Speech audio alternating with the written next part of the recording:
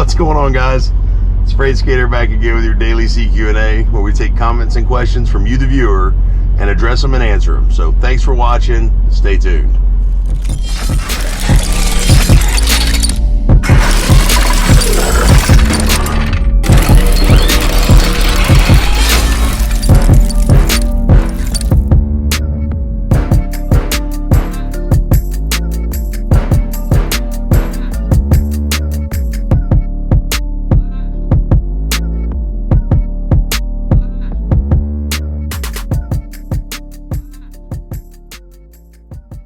Alright guys, daily CQ&A, get comments, questions, and answers from the asphalt out here on the big road. Okay, we're going to start with our comment first.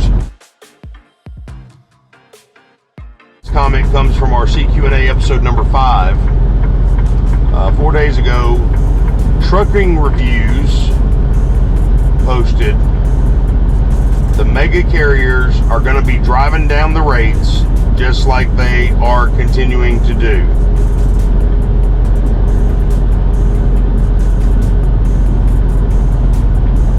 We haul $4 a mile like everybody else. Are you jealous? That's all I'm saying. Yeah, we're still hauling anywhere between $2.50 to $4 a mile. It just depends on the load.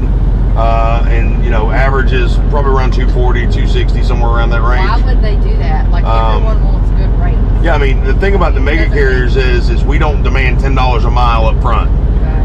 We slowly climb on contracts. But the thing about contracted rates are they're consistent. They're steady.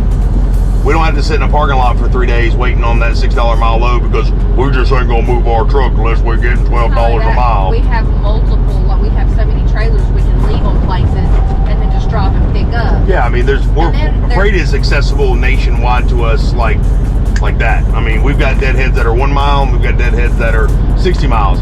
Every now and then you'll end up having to run a couple hundred miles to go get a load just because they have nobody else in that area to pull that load and they need it moved. So the bottom line is anybody that can move stuff. Well, I mean, it's the same like if you compare small businesses and Walmart. You can go into a small business and you're going to pay more than you would go into Walmart. Right.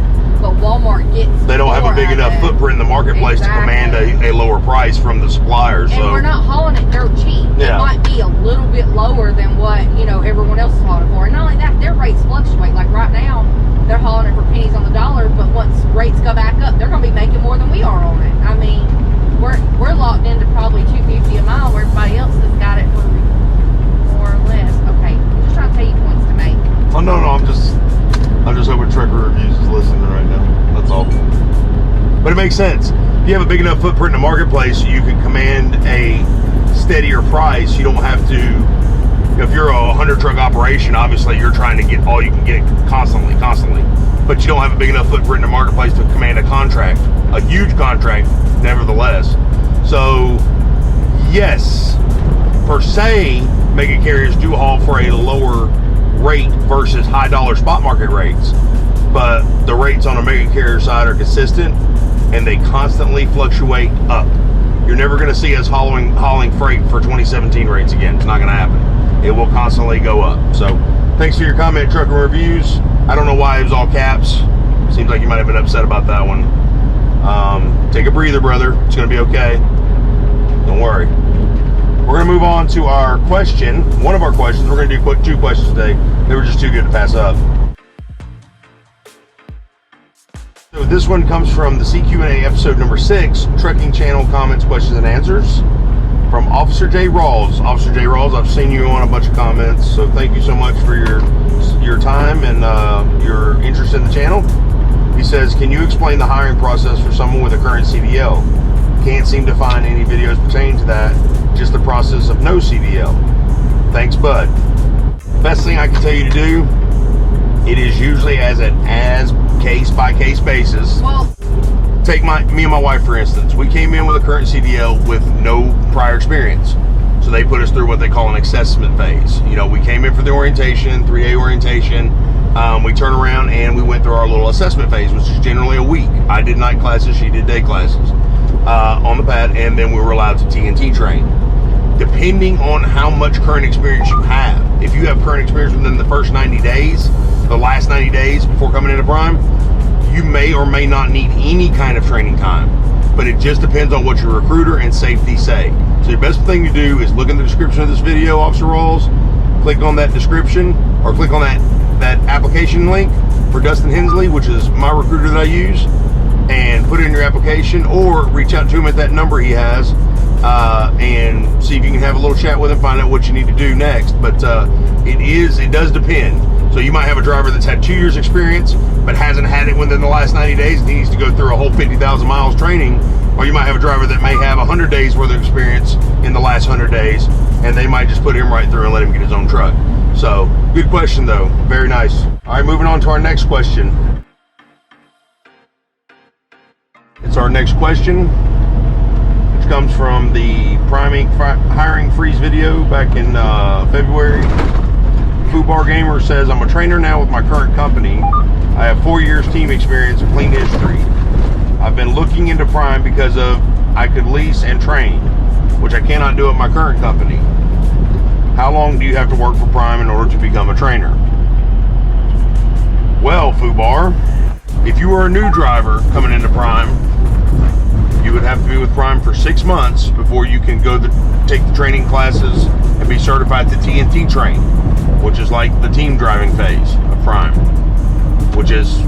that's the best way I can refer to it. It's not true team driving, but each driver has their own shift. It's where you learn the on-the-road basics. Yeah, you'll basically learn your on-the-road lifestyle basics, all that stuff.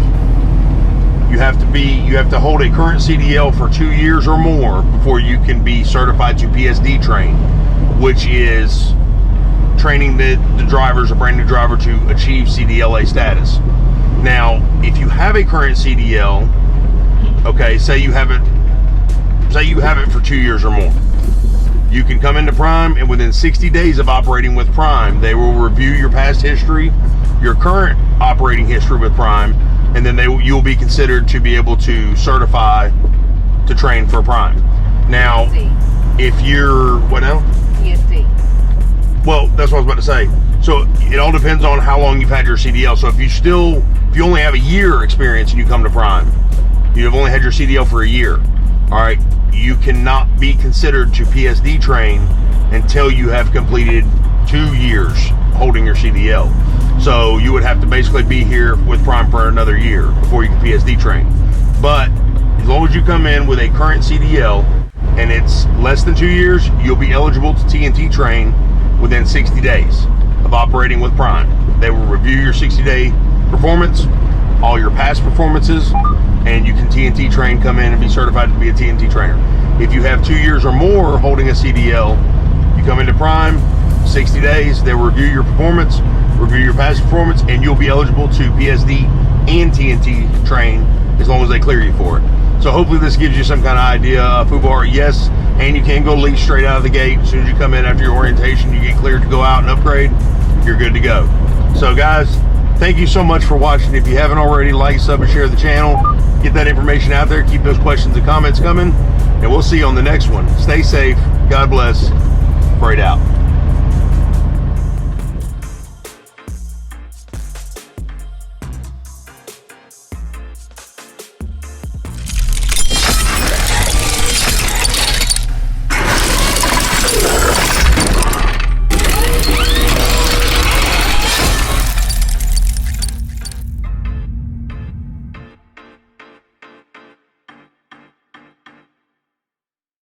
Garbage.